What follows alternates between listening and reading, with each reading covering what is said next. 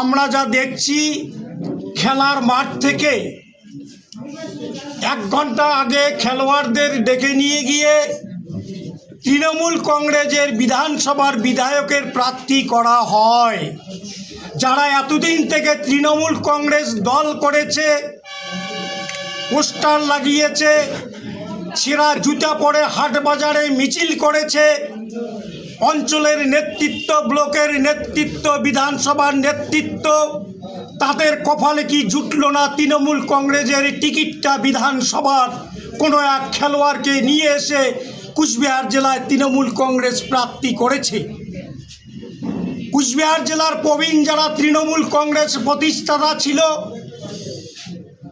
রাজ্যের ক্যাবিনেট মন্ত্রী ছিলেন রবীন্দ্রনাথ ঘোষ, বিনয় কৃষ্ণ বর্মন, হিতেন বর্মন, তাদেরকে আজকে তৃণমূল কংগ্রেসের টিকিট তাদের কপালে জুটল না। এ দলটা কোথায় যাচ্ছে? কারো কাছে কি বিক্রি হয়ে যাচ্ছে? কোনো কর্পোরেট হাউস তারা কি কন্ট্রাক্ট দিয়েছে পশ্চিমবাংলার তৃণমূল কংগ্রেসকে পরিচালনা করবার জন্য? বিভিন্ন দুঃখ দুর্দশা নিয়ে আমি জাতীয় কংগ্রেস করতাম একটা সময়, আমি জাতীয় কংগ্রেসে আজকের থেকে যোগদান করলাম। কুচবিহার জেলা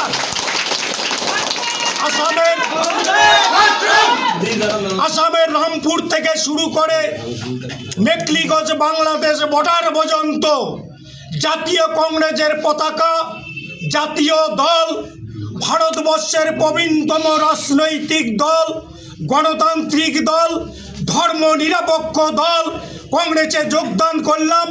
2026-এর বিধানসভা নির্বাচনে কুচবিহার জেলার থেকে উত্তরবঙ্গে আমরা জাতীয় কংগ্রেসের পক্ষ থেকে আজকের থেকে আমি ময়দানে নামলাম।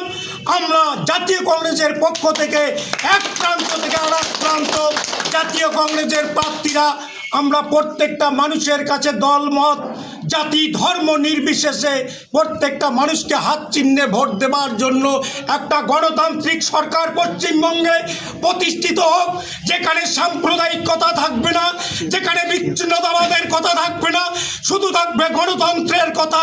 গণতন্ত্র প্রতিষ্ঠিত হোক পশ্চিমবাংলায়। পরবর্তীকালে আমি আপনাদের কাছে বিস্তারে কথা বলবো। হ্যাঁ, দল আমাকে প্রার্থী দিলে নিশ্চয়ই আমি প্রার্থী হব। কতটা প্রভাব পড়বে বলে মনে করছেন? 100%। কোন সিটে দাঁড়াতে পারেন? দল আমাকে যে সিদ্ধান্ত নিয়ে বলেছে, আমি সম্ভবত দক্ষিণ বিধানসভা কেন্দ্রে আমি প্রতিদ্বন্দ্বিতা করব।